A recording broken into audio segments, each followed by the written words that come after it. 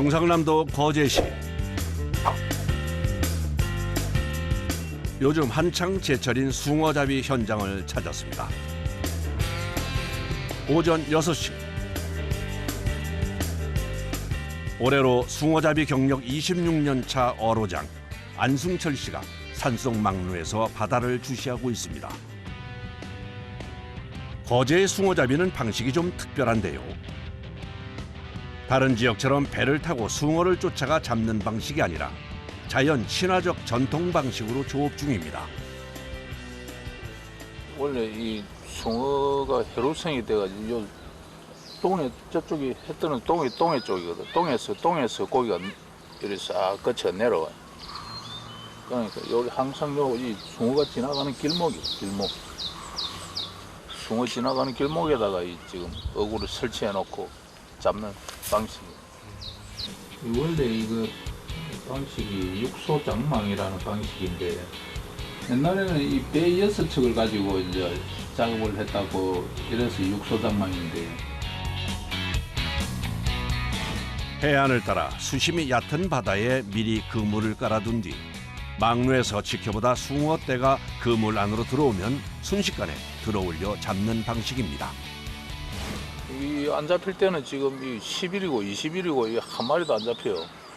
그런데 오늘 이 촬영을 해도 이 오늘 잡힐지 안 잡힐지 몰라요. 언제 올지 모르는 숭어를 무작정 기다려야 해서 일명 기다림의 어법이라고 불립니다. 막루에서 숭어떼가 들어오는 것을 기다리다 숭어가 오면 예전엔 6척의 배로 그물을 끌어올렸지만 요즘엔 어장에 바지선을 띄우고 유압식 엔진의 힘을 빌려 작업을 합니다.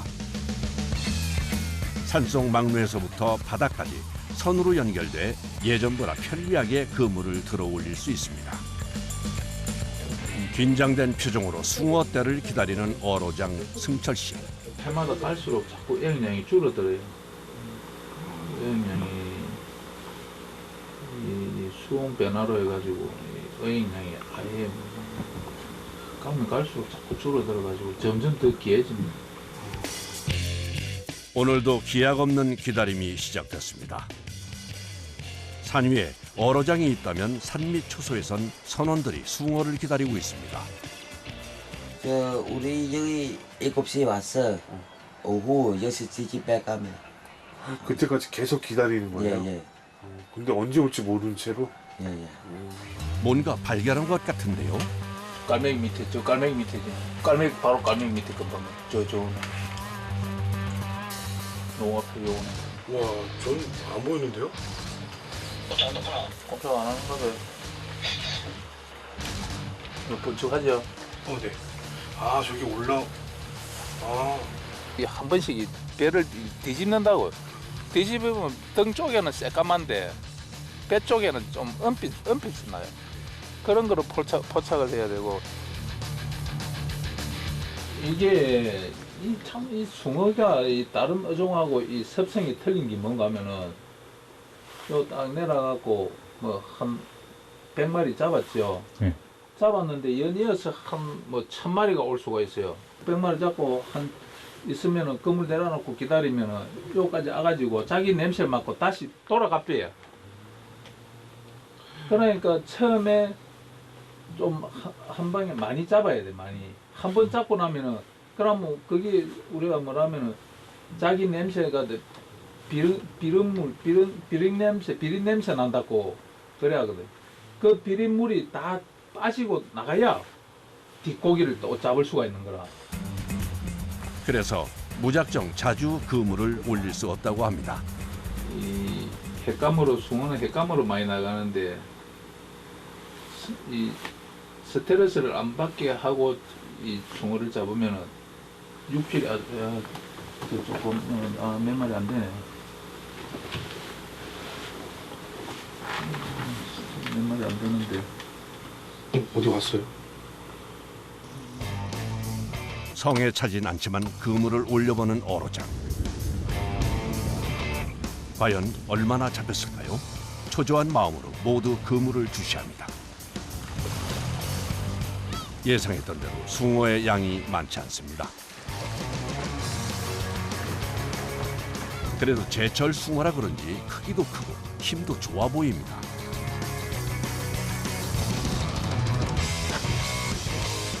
이제부터는 속도전입니다. 그물이 올라감과 동시에 초소에서 기다리던 선원들이 빠르게 배를 타고 출발해 고기를 걷어들입니다. 똥아 빨리 해라. 빨리 해라 빨리. 공으로 치는 이유는 있어요, 선생님? 건물 위에 은치 있으니까 이제 밑에 내려야지. 아, 냄새 맡고 또 올라가는 거. 아, 저 있네 저. 고기가. 쫑아 빨리 해라. 왜 넌 너더. 참. 그물 중심에 움푹 패인 작은 그물이 연결돼 있는데 이곳으로 숭어를 모은 뒤 그물을 떼어내 운반하는 시스템입니다. 그런데 수확이 늦어져 숭어떼를 놓치고 말았습니다. 어로종의 마음이 타들어갑니다. chắc tam là 100kg요. 100kg. 네, phải 잡 없어요. 작아요? 다시 시작된 기다림의 시간. 이 산속 절벽망루에서 봄이면 오늘처럼 숭어를 기다린 것이 올해로 30년째. 이곳에서 선배들이 조업한 것까지 더하면 무려 100년이 된 망루라고 합니다. 기다리다 보니 어느새 점심시간. 오전에 잡은 숭어 한 마리를 꺼내 식사 준비를 하는데 이제 숭어 손질은 거의 달인급으로 능숙합니다. 제일 자주 먹는 메뉴가 숭어 김치찌개입니다. 묵은 김치를 숭덩숭덩 잘라놓고 숭어와 함께 끓이면 꽁치 김치찌개는 명함도 못 내밀 만큼 맛있다고 하네요. 오늘은 숭어 부침도 준비했습니다. 고기 많이 잡에 빨아 말 온다 힘들어. 고기 안 많이 잡에 난지 좋다 안 힘들습니다. 오늘 잡은 싱싱한 숭어로 한 상이 차려졌습니다. 사실 언제 숭어가 올지 몰라 식사를 하면서도 마음이 편치 않습니다. 맛있어요. 점심을 먹고도 한참 동안 숭어 소식이 없습니다. 알 수가 없어요. 그러니까 뭐 맨날 기다리고 뭐 죽치고 앉아 있어야지. 안 그러는 것도 뭐 물때 뭐 예를 들어서 맨물 때는 몇 시 고기가 내려온다. 그러면은 그때 그 시간 때 딱 와서 있다가 그것만 잡고 가면 집에 가지 뭐. 말로 이거 하루 종일 앉아 있었고. 그런데 이때 6시간의 긴 기다림 끝에 드디어 기다리던 숭어떼가 포착됐습니다. 산속 곳곳에 설치된 기계가 움직이기 시작합니다. 서서히 올라오는 초대형 그물. 이번엔 좀 숭어가 많이 잡혔을까요? 급하게 뛰어내려오는 선원들. 배가요. 작다 고기 작다. 어디 가세요? 매입니다. 송어 많이 잡니다.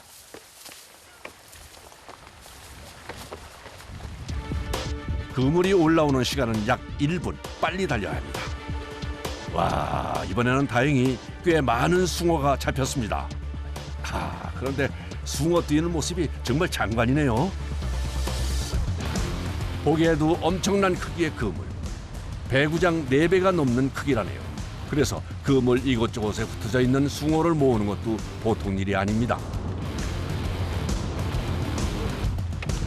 그물에 걸려도 수면 위로 솟구쳐 오르는 힘이 엄청나 빨리 양망하지 않으면 놓칠 수도 있어 작업을 서둘러야 합니다. 그래도 기다림이 헛되지 않아 다행입니다. 얼마나 되는 거예요, 얼마 안 된다니까 한 500kg 될란가 모르겠어. 많이 잡힐 땐 한 번에 8,000마리 이상도 잡히기 때문에 욕심엔 못 미치지만 그래도 요 며칠 숭어 구경도 못하던 것에 비하면 오늘은 양호한 편입니다. 동그란 그물에 숭어를 모아 작업선에 연결한 후 이동합니다.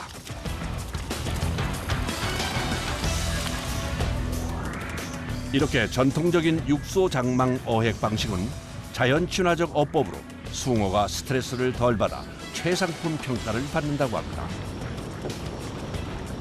그래서 한번 먹어본 사람들은 거지의 숭어철인 봄이 되면 특별히 주문해 먹을 만큼 사랑을 많이 받습니다. 싱싱한 숭어를 바지선 근처의 보관용 가두리로 옮기면 작업이 끝이 납니다.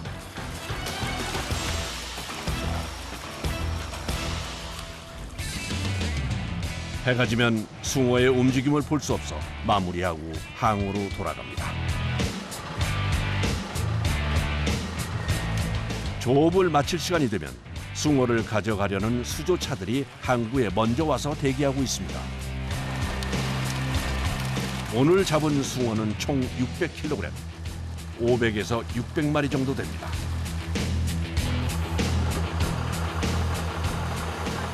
오늘 예상했던 거 뭐 택도 안 되죠. 이래 잡아가 안 돼요. 하루에 한 3톤씩 잡아야 되는데 거제도 사람들에게 봄 숭어는 바다가 주는 선물이라고 할 만큼 특별한데요. 2월에서 5월 말이 숭어가 가장 맛있는 철입니다. 그런데 작년과 달리 올해는 어획량이 적어 어부들의 걱정이 많습니다. 지금 숭어가 제일 기름이 많이 차가지고 맛있을 때예요. 제일. 그래서 지금 거제 숭어를 거의 이거죠. 넘버원이 전에는 좀 많이 나왔는데 요즘 들은 이상하게 좀 두툼하네. 날씨가 너무 더워서 그런가? 인기는 많은데 양이 적었습니다. 네, 그렇죠. 그래서 좀 수요가 좀 딸려요. 경상남도 하동군 한 숭어 전문 식당. 수족관 안엔 제철 맞은 숭어가 가득합니다. 숭어는 돔과 자주 비교될 정도로 탄탄한 식감이 매력적인데요. 특히 봄에 잡힌 숭어는 쫀득쫀득하고 살이 달아 인기가 많습니다. 겨울부터 봄까지 해서 제철이라고 해가지고 좀 많이 드시거든요. 여름에는 수온이 따뜻하니까 살이 좀 무르거든요.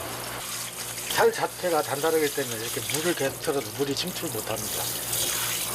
그만큼 단단하다는 예, 살 단단하고. 대부분의 사람들이 숭어를 가성비 좋은 횟감으로만 알고 있는데요. 사실 거제를 비롯한 경상도 지방에선 다양한 조리법으로 숭어를 요리해 먹습니다. 살이 단단하고 살집도 많아서 여러 가지 요리에 어울린다고 하네요. 이쪽에서는 이제 숭어 가지고 이제 매운탕이라든지 숭어 미역국을 많이 끓여 드십니다. 이제 구수하고 기름기가 숭어가 많이 나가지고 한식으로도 적용할 수 있고 양식으로도 적용할 수 있고 한식, 양식, 중식 다 가능합니다. 냄비에 숭어뼈를 넣는데요. 뭘 하려는 것일까요? 미역 불린 거를. 이렇게 네. 오른 거네요. 네. 그래서 네. 그래서 훨씬 숭어뼈로 국물을 내고 집간장으로 간을 해 끓이면 담백한 맛이 일품이라네요. 고소해요. 고소해요. 숭어에서 고소한 맛이 나와요. 이번엔 숭어전입니다. 도톰하게 포를 뜬 숭어살에 밀가루를 얇게 묻히고 달걀물을 입혀 프라이팬에서 노릇노릇하게 부쳐줍니다.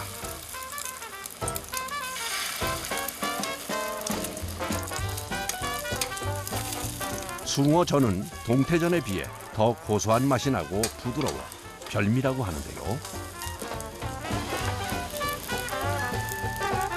만들기도 간단할 뿐 아니라 영양도 좋아 아이들 간식으로도 좋다고 하네요.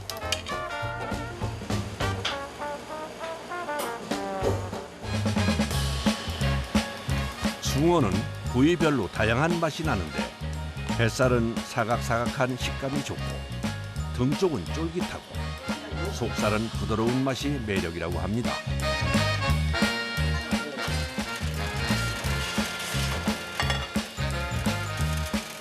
마지막으로 주문 들어온 숭어 통구이까지 바삭바삭하고 맛있게 익었습니다.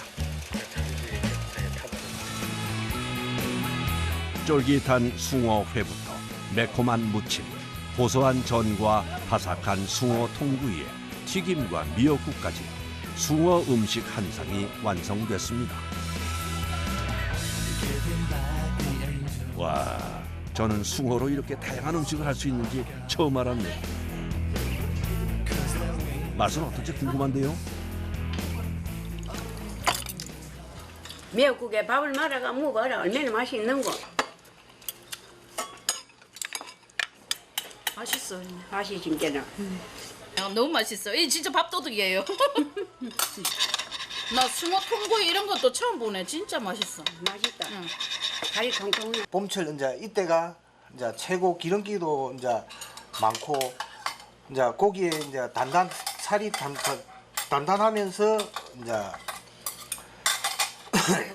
고소하고 그렇기 때문에 지금 이제 이때 봄에 이렇게 먹는 게 숭어의 제맛입니다.